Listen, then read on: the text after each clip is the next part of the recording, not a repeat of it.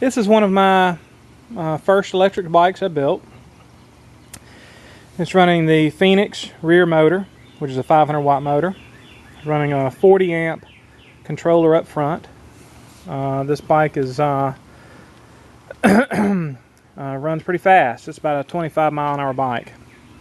Now the 40 amp controller is 36-72 volt, which means you can run one battery, 36 or 48, or you can run two 36 batteries in a series, making 72 volts. Now the 72 volt battery will make this bike extremely fast. The word lethal comes up. You're looking at speeds of, and anything in excess of 25 miles an hour is actually quite dangerous, and the bike's just not, it's just not preferred. I mean, if you wanted to have a full face helmet, then yeah, okay. But again, you're really getting into motorcycle speeds, which is, and everybody knows how dangerous motorcycles are. So while this is very cool to be at 72 volts with the Phoenix engine, this is actually a Phoenix cruiser engine. There's same model that's built for torque is called a Brute. Same model that's built for speed is called a racer. This is right in between. This is called a cruiser. It's the best of both worlds. Gives you more torque than the Brute. Excuse me, more torque than either the cruiser or the gives you more torque than the racer, but more speed than the Brute. So it's right in the middle as far as the Phoenix engine is concerned. Some of the other accessories I made or added. One of the philosophies that I learned was that if you run, there's a battery bag here and a battery bag in the back.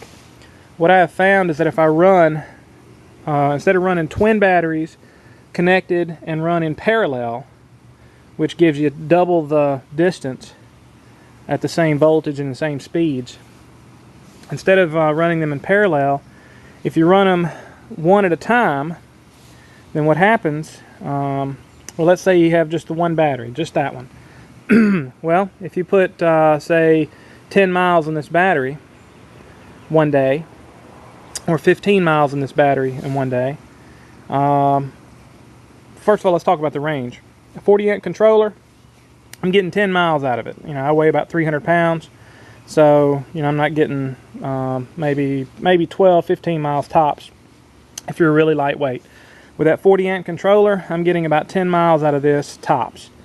On the smaller 35 amp controller, 20 amp controller, you get about 20 miles out of that. So that's even if you had a 20 amp controller, the same philosophy applies. You have one battery that you drive with, and you have a reserve battery once that runs out. What that means is you can run, if that battery's only got one more mile on it, then you're going to charge it up tonight so you can have a fresh battery tomorrow. Well, if it's only got 2 more miles or 3 more miles, at some point you're going to top off that battery before it's completely depleted.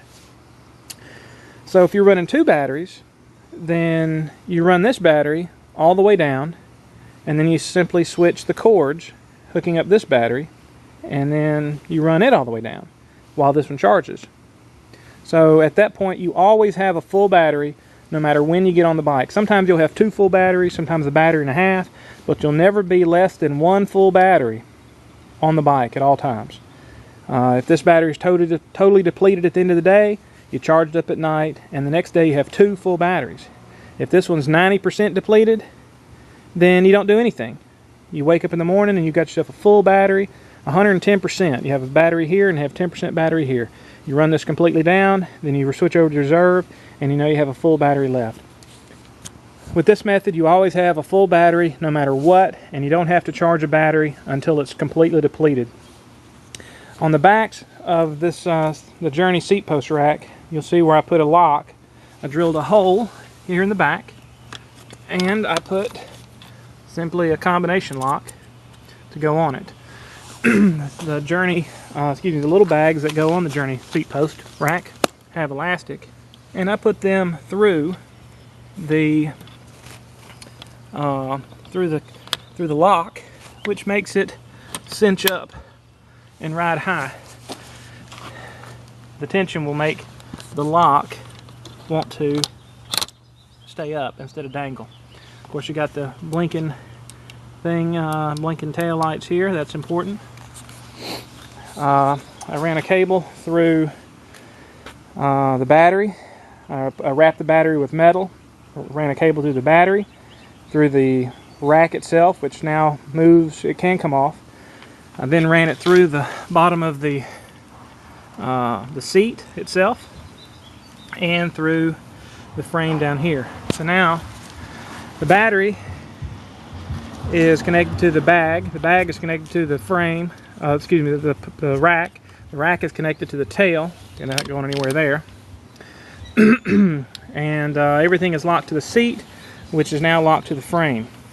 The only way to defeat this bike would be if you had some Allen wrenches. You could still remove this, but you're not going anywhere because, again, the seat, the rack itself is still locked to the frame. If you took the seat off with an Allen wrench, again, you're not going anywhere because it's locked to the frame. If you took the quick detachable, quick release, took the whole seat off, again, it's still attached to the frame itself. So no part of this bike is going anywhere. And there's actually no need to buy a seat post locking clamp here from a company called Save Your Seat. I think it's called SaveYourSeat.com. Save Your Seat, Save Your Bicycle Seat, something like that. It's about 20 bucks for a locking quick release, plus about $5 shipping, $25. It's neat. I may still go with one of those. It's just not necessary. I mean, of course, I have wires running all over the bike. That doesn't look so sharp. The seat post lock they have looks very sharp, so I may still go with that. I put a combination lock that normally would go on a doorknob. I hung it over my seat and zip tied it to the back of the bike. You can see where I had to drill a couple of holes and then run a zip tie through it. This keeps all my keys for the bike and the locks all in a convenient little lock here. So I never have to walk around with keys or anything else. As long as I have the combination, then I never have to worry about keeping up with keys or anything else. The particular seat I'm using is, I got it from Walmart, I think. It's a Schwinn, I call it my Harley Davidson seat, and it fits my bottom better. It doesn't pedal as good. It's not really designed for pedaling as well as some of the other thinner seats, but it's a lot more comfortable. And since normally that's not an issue, because on a bicycle, who rides a bicycle for 2 or 3 hours? Nobody. Unless you're a professional bike rider, in which case you're standing up all the time. But on electric bikes, you ride them for 2 or 3 hours and you're sitting on that seat the whole time. So getting a comfortable seat is very important. Had this particular bike outfitted with the right-handed thumb throttle. And of course, the speedometer is very important. It's not just the speedometer, it's also an odometer, which keeps up with how many miles you can go on a charge. You reset it every time you get on the bike, and that way you can get an idea of how many miles you have left in the battery. Running a 2-battery system, not simultaneous, mind you, but one at a time, the odometer is almost irrelevant, because you know that in my hometown's not, 5 miles, 10 miles across. So no matter where I am, when the bike runs out of juice, I can always get home no matter what.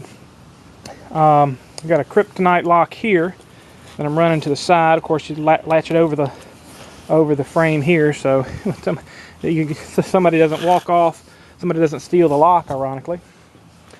I've had a lot of enjoyment from this bike. I try to ride it every day. I've noticed the Phoenix engine on the back is quite a bit more difficult to actually pedal.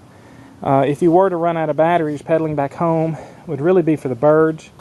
So that's the one drawback for the Phoenix. I believe moving the wheel to the front wheel should eliminate that.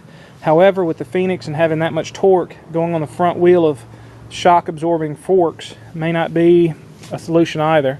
But in the end, I'd be willing to pay that price to have the extra torque and speed of the Phoenix. And I